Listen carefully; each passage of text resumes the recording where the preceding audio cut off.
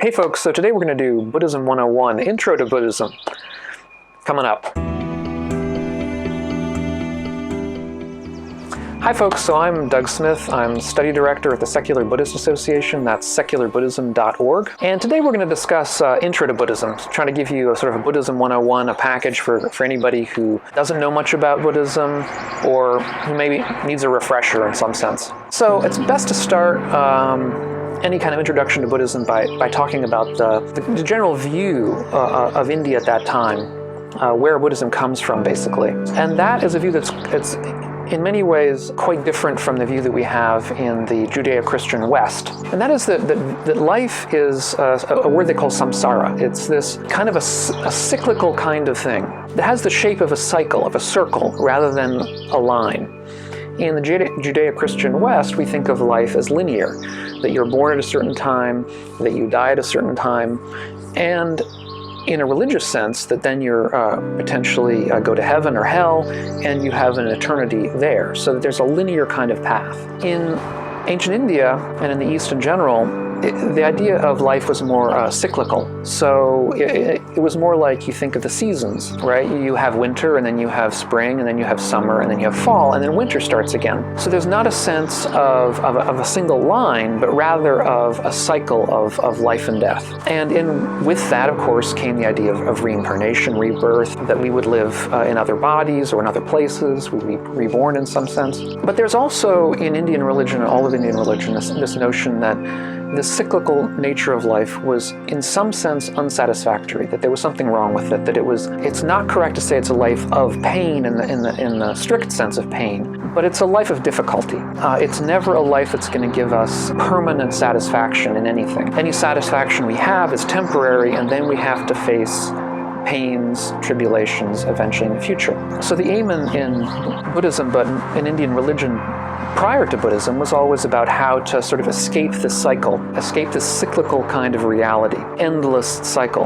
With that as a backdrop, Gautama, that was his given name as far as we know, Gautama was born in what was probably a relatively wealthy and powerful family in northern India, northeastern India, around the 5th century BCE. He had a family because he had a son, he had a wife. At some point he decided to leave his family and go out in the forest, as many people did at that time, to try to find this kind of escape. From the stories and the texts, we believe that he tried many of the different options that were available to him at the time. He got together with very, very accomplished masters of meditation, people who spent not only many hours and days meditating, but also practiced austerities, very extreme austerities, because it was a belief at the time that one of the ways of escaping this kind of blooming, buzzing confusion of reality was by practices of different kinds of austerities, fasting, extreme fasting to the point of almost death, different kinds of pain that were undertaken, and so on. And the idea was that would somehow burn away our desire for rebirth, and therefore we could escape. But famously, Gautama, who was known as the ascetic Gautama, discovered that those things didn't work, or believed they did not work.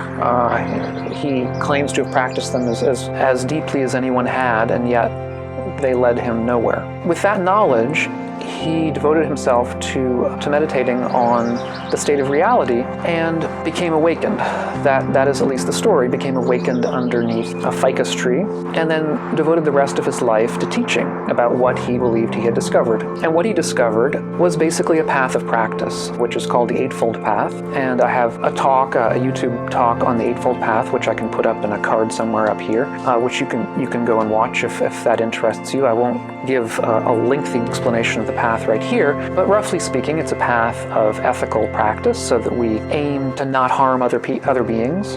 We aim to not harm ourselves by our behavior, by our speech, by our thoughts. It's also a path of meditative practice, where we aim to use meditation to quiet the mind and to use that as a springboard to try to understand the way the mind works, in the way that we sort of get in our own way. And finally, it's a path of wisdom. It's a path of approaching a world of constant change, basically.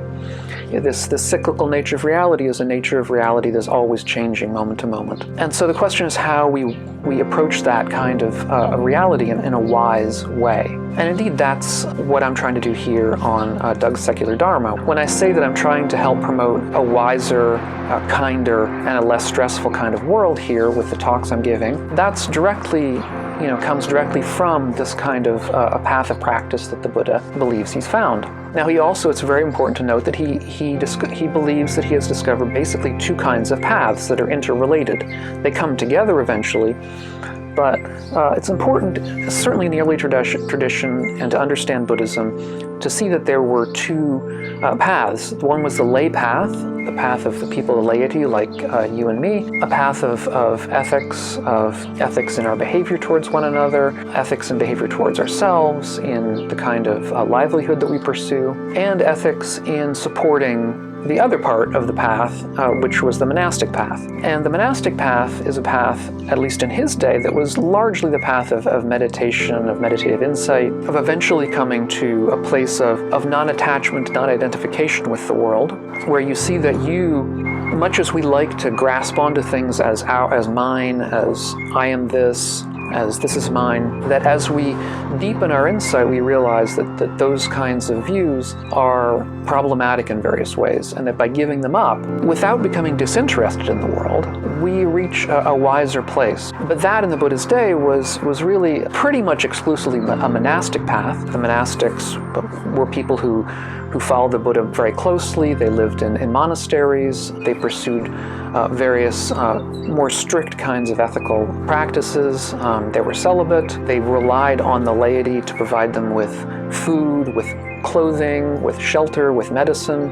They were not even allowed to grow their own food. And this was partly so that there could be unification or a joining between the laity and the monastics, where the laity provided food and these other things, and the monastics provided instruction in Dharma. Because I think the Buddha was concerned that if the monastic path became completely separated from the rest of society, where the monks and nuns were growing their own food and so on, became self-sufficient, it could very easily become encapsulated to the point that it was totally separate from society, and that was not what he wanted.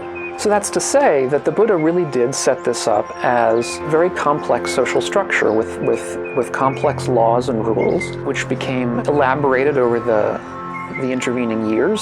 As monastics would violate one rule, another one would be created. If they found a loophole to one rule, the loophole would be closed. So over years, the monastic rules grew. But this is an important part of Buddhism, is this lay monastic distinction. And part of what secular Buddhism is as finding a place between them, is sort of collapsing this distinction a bit, where lay people take more of an active role in their practice than they had before traditionally. And this comes out of a movement, a post-colonial movement in Southeast Asia, in places like Burma, Sri Lanka, India, to react to Christian proselytization. And I have another YouTube video which I can put up somewhere here on the screen, a card, so that you can go and look at that if that interests you. Later on, the Buddhist path changed in various ways. The innovations of the Mahayana Buddhism, which involved many things, but one thing in particular is the Bodhisattva Path, the so-called Bodhisattva Path, where instead of the path being really more or less an individual one towards your own awakening, monastics began to decide to make the intention to put aside awakening to a later date, potentially infinitely into the future, so that they could help save other beings. So it was more of a path of an outward-directed path of teaching, of proselytization, of bringing other people in, of helping them in various ways, rather than helping just oneself, as it seemed to them. So now in Buddhism we have sort of both aspects of this. We have an outward-based aspect of attempting to make society a better place, as well as an inward-based aspect of trying to foment wisdom and kindness in ourselves so that we can be more effective in helping other people. So if you're interested in helping to create a society that is wiser, that's kinder, and that is less stressed out, consider subscribing to the channel. We'd really love to have you. If you're new, welcome, and I hope you enjoy. And if you're coming back, really glad to see you here. We try to have one of these talks out roughly once a week on Mondays. I hope that they're useful to you, and let me know what Buddhism means to you. Put it down in the comments below. I'm always happy to really read your thoughts, your impressions, your questions, and so on. Again, thanks so much for being here. I'm really glad you are, and we'll catch you on the next one.